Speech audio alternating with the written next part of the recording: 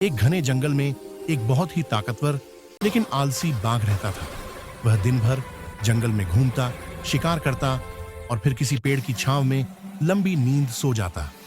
बाघ को लगता था कि जंगल का हर जानवर उससे डरता है, इसलिए उसे किसी बात की चिंता नहीं थी। उसी जंगल में एक छोटा सा चालाक खरगोश भी रहता था।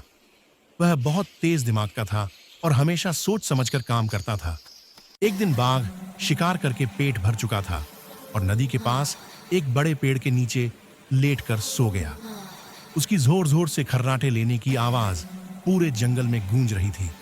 खरगोश उसी रास्ते से गुजर रहा था। जैसे ही उसने बाघ को सोते हुए देखा, वह डर गया। वह मन ही मन बोला, तो मुझे खा जाएगा, मुझे कुछ सोचना होगा। खरगोश ने चारों तरफ देखा। उसे पास ही एक तालाब दिखाई दिया। तभी उसके दिमाग में एक तरकीब आई। खरगोश धीरे धीरे बाघ के पास गया और जोर से बोला, अरे, जंगल का राजा कौन है? मैं हूँ जंगल का राजा। बाघ नींद में ही बड़बड़ाया। खरगोश ने और जोर से कहा, अरे, जंगल का राजा कौन है? यह सुनते ही बाघ की आंखें खुल गईं।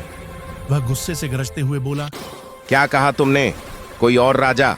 खरगोश ने डरने का नाटक करते हुए कहा, तालाब में एक भयंकर बाघ रहता है जो खुद को जंगल का राजा कहता है। बाघ को बहुत गुस्सा आया। वह दहाड़ा। मुझे अभी वहां ले चलो। खरगोश बाघ को तालाब के किनारे ले गया और बोला, महाराज, जरा पानी में देखिए। बाघ ने जैसे ही तालाब में झांका, उसे अपना ही प्रतिबिंब दिखाई दिया। उसने सोचा कि यह दूसरा बाघ है। वह और जोर से गरजा। तालाब में उसका प्रतिबिंब भी वैसा ही दिखा।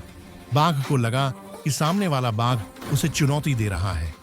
गुस्से में आकर वह जोर से छलांग लगाकर तालाब में कूद पड़ा। लेकिन तालाब बहुत गहरा था। बाघ तैरना नहीं जानता था और कुछ ही देर में वह पानी में डूब गया।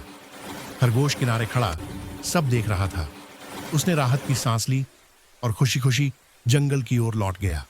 उस दिन के बाद जंगल के सभी जानवर सुरक्षित हो गए और खरगोश की समझदारी की तारीफ करने लगे।